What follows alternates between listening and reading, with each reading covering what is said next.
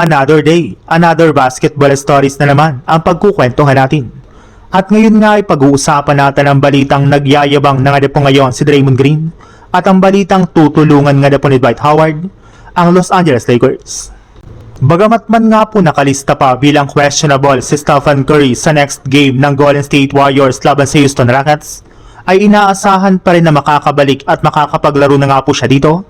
Ibig sabihin, mas lalaki na nga po ang kanilang tsansa na maipanalo ang kanilang mga natitirang game ngayong regular season. Mas lalakas na rin naman nga pong muli ang kanilang opensa sa pagbabalik na nga po dito ng kanilang main scorer. At dahil nga po sa pangyayaring iyan ay hindi na rin naman nga po naiwasan na Draymond Green na mag-ingay at magyabang. Matapos nga po nitong sabihin sa kanyang interview na malaki na nga po ang tiwala niya ngayon sa kanilang kasalukuyang lineup na matatalo nga po nila ang malalakas na team sa West, kagaya ng Houston Rockets.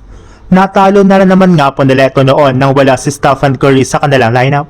Kaya ngayon nga po maglalaro ng muli ang kanilang superstar ay siguradong kakayanin na nga po nila itong duminahin bukas ng umaga. Pero syempre malaki rin naman nga po ang kanilang respeto sa Rockets lalo na kay Kevin Durant, kaya kailangan pa rin nga po nilang mag-ingat sa koponan ito. Sa ibang balita naman, kagaya nga po ng napag-usapan natin, kahit man nga po tagilid na ang kalagayan ngayon ng Lakers, ay mismong sa Lebron na nga po nagsabi na wala nga na pong dapat ipag-alala ngayon ang kanilang mga fans dahil sisiguraduhin na nga po nila nagagawa ang kanilang team ng ilang mga adjustments sa pagkawala dito ng kanilang dalawang teammates.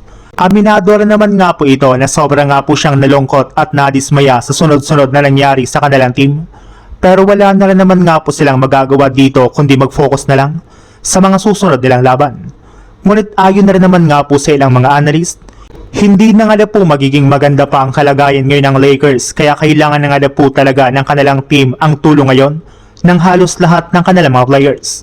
Maging ang kanilang dating teammate nga po ni si Dwight Howard ay nagbigay na rin naman nga po ng tulong ngayon sa kanilang kupunan. Ayon nga po dito, kahit man nga po kakaretiro pa lang nito noong nakarang buwan, ay willing na rin naman nga po siya na mag-unretire at bumalik sa NBA para maglarong muli ngayong season sa Los Angeles Lakers. Matagal na rin naman nga po siyang naghihintay na bigyan siya ng kontrata sa team, since kahit man nga po matanda na si Howard ay malaki pa rin naman nga po ang kanyang maitutulong sa team pagdating sa pagpapalakas ng kanilang frontcourt.